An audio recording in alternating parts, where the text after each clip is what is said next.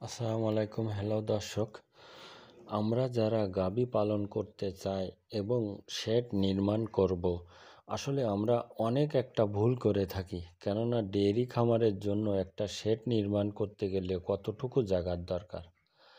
আসলে যে জায়গায় একটা গরু দাঁড়ায় থাকে, কমসে কম নান্দা থেকে ওর চারি থেকে পিছন পর্যন্ত 9 ফিট জায়গা হতে হবে। 9 ফিট জায়গা হলে আপনি পিছন দিয়ে চলাফেরা করতে পারবেন এবং গোবর উঠাতে পারবেন। কিন্তু আমরা 8 ফিট দিয়ে দিই। 8 ফিট দিলে গরুটা ভালোভাবে স্বাচ্ছন্দ্যভাবে দাঁড়াতে পারে না এবং চলাফেরাও করতে পারে না। এই জন্য বলবো, গাভীর শেডটা অন্যরকম হওয়া উচিত। আমরা কিভাবে শেড তৈরি করি, ষাঁড় গরুরও যেরকম গাভী গরুরও ওই রকম, কিন্তু এই ভুলটা করা যাবে না। গাভী গরুর জন্য শেড একটু বড় ধরনের করতে হবে এবং আমরা ফ্লোরে যে কী করি, ফ্লোরে অতিরিক্ত স্লোপ করে ফেলি, মানে চেনা যাওয়ার জন্য। আসলে বেশি স্লোপ করা যাবে না গাভী গরুর জন্য, কেননা গাভী যখন প্রেগনেন্ট অবস্থায় থাকে শুলে ওর বাচ্চাটা সম্পূর্ণ পিছনে সাইড হয়ে যায়। এই জন্য অবশ্যই মাথায় রাখতে হবে গাভী গরুর জন্য 1 থেকে 2 ইঞ্চি স্লোপ থাকবে, যাতে পেচ্ছাব করলে চেনাটা পিছন দিকে চলে যায়। এমনভাবে আমাদেরকে ফ্লোরটা তৈরি করতে হবে এবং যাতে গাভী গরু খাবার খাবে সেটা আপনার কমসে কম 25 ইঞ্চি লম্বা, আড়ে 25 ইঞ্চি, ডাউন হবে 1 ফিট। এইভাবে করে যে জায়গাটায় খাবে সেইটাই, এই যেটা দেখাচ্ছি আমি। আরেকটা কথা হলো যে আমরা তো অনেক টাকার গাভী পালন করি, যে 2-3 লাখ টাকার গাভী পালন করি, কিন্তু ফ্লোরটা সবসময় স্যাঁতস্যাঁতে থাকে, কিন্তু একটা গরু 15 লিটার 20 লিটার দুধ দেয়। যখনই পানি বেঁধে থাকে তখনই সমস্যা দেখা দেয়। এই দেখেন, এই ফ্লোরের উঁচুটা এরকম উঁচু হতে হবে যাতে বাইরে থেকে কুকুর বা অন্য কোনো বন্য প্রাণী ভিতরে না ঢুকে যেতে পারে। এরকম উঁচু হতে হবে। সমস্ত দেয়ালটা এরকম কেটে নিতে হবে, বেশি উঁচু করে গাঁথা যাবে না।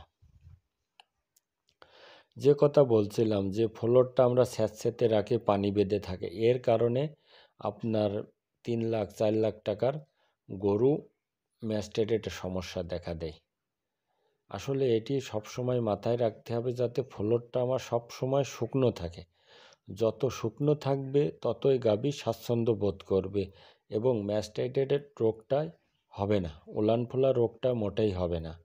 এটা আমাদেরকে মাথায় রাখতে হবে এবং সম্পূর্ণ খোলামেলা জায়গা হতে হবে। বাতাস আসবে, বের হবে, এই যে কোনো সাইড দিয়ে আসবে এবং বের হয়ে যাবে, এমনভাবে খোলামেলা জায়গা রাখতে হবে।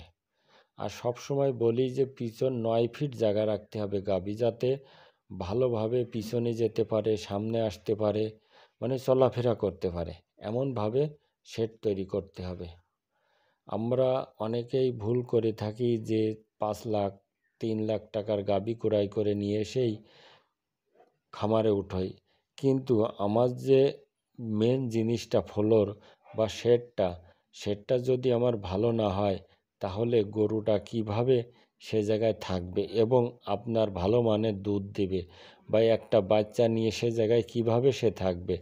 এই জন্য বলবো, সবসময় আপনাদেরকে গাভীর জায়গাটা সবসময় বড় করতে হবে এবং সব ফ্লোরটা একদম অল্প পরিমাণ স্লোপ রাখতে হবে, বেশি স্লোপ করা যাবে না।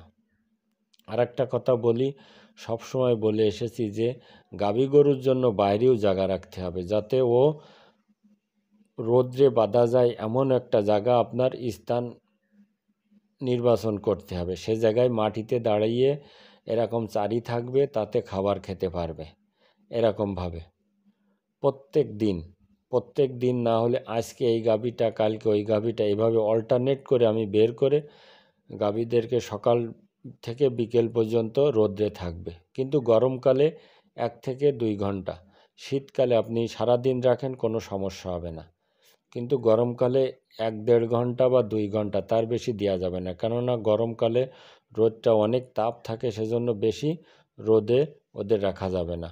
এটা সব সময় মাথায় রাখবেন। আর কোনো সময় গাভী ক্রয় করার ক্ষেত্রে দেখে শুনে ক্রয় করবেন, ভালো মানের গাভী ক্রয় করবেন, যাতে আপনি তার থেকে ভালো মানের বাচ্চা পান, ভালো দুধ পান।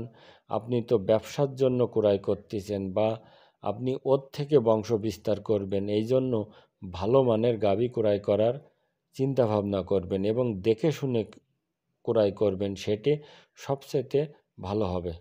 আমরা অনেকেই টাকা আছে হুট করে গাভী ক্রয় করে নিয়ে এসে খামারে উঠোই, আসলে হুট করে কোনো কিছু করবেন না, দেখে শুনে পছন্দ আপনার যদি মন মানে এবং পছন্দ হয় তখন আপনি গাভী ক্রয় করতে পারেন, কোনো সমস্যা নেই।